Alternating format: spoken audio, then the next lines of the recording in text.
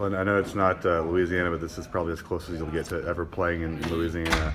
What was kind of your reaction to hearing that you guys were going to be playing in Texas? I was ecstatic, man. I was happy just to be close to my home, hometown, Louisiana.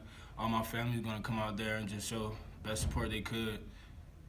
And I know during the season and when you guys play the Pac-12 schools, a lot of the West Coast guys are asking the Southern guys for their tickets. Is it kind of the opposite for guys like you and Hunter, where you guys are kind of asking for their tickets because maybe they don't have as many family members traveling as you guys do? Yeah, it's like that, yeah. Now I'm like trying to get the tickets, scrambling around, asking multiple teammates for their tickets. But usually, like you said, it's the other way around because they're closer on the West Coast. But now I'm just happy to, excited to ask for their tickets for once, be closer to home so my family can show best support they could, How many tickets do you think you'll need? How many A lot, friends man. and family I'm still trying to get some right now as we speak. I have like maybe 14, 15 right now, but still trying to get some, man. Hopefully I'll get a lot more so I can show, give my other family members some free tickets and stuff. A couple of the guys we talked to yesterday said you guys have kind of been fresher coming into this bowl season as opposed to last year. You haven't been working out quite as hard. Can you kind of tell that too? Yeah, I can. I mean, I feel fresher, just how they're setting up the practices. I think it's like way better than last year.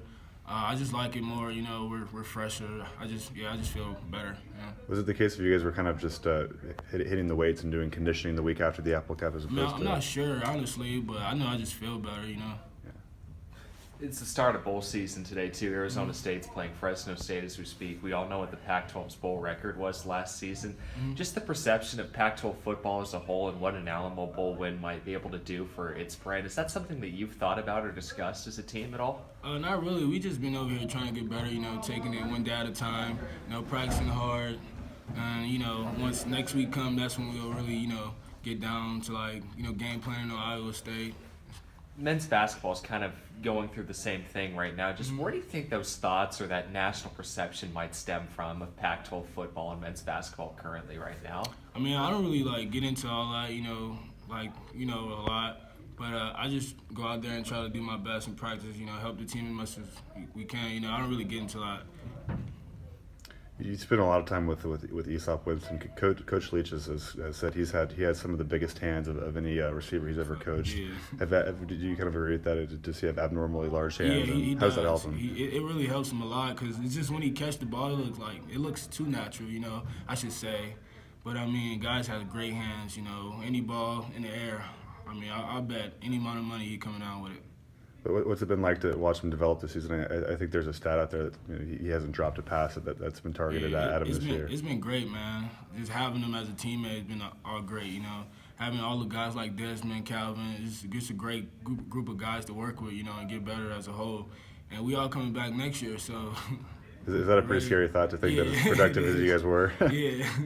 and kind of the fact that you guys didn't place any of the receivers on the all-conference teams, that just kind of speak to the depth of the group and the balance that you guys have It does. shown. It's just more motivation, I should say, for us as a whole group, because we want to be those guys that's, at the top of our conference, and we won't stop until we do it. Just what do you think that depth at the position group? I mean, you could argue that you guys go 10 deep does for Coach Spurrier Jr. and Coach Nickel on the recruiting trail. And just what have you seen from him on social media? Because it seems like every sort of stat that's distinct to your group he's going to put out there. Yeah, pretty much, man. I mean, that social media stuff just works a lot, ties a lot with our, program. It just helps us get a lot of guys, pretty much.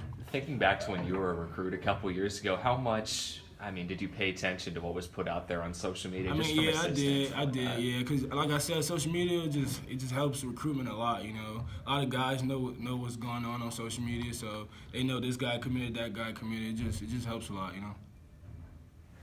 guys good?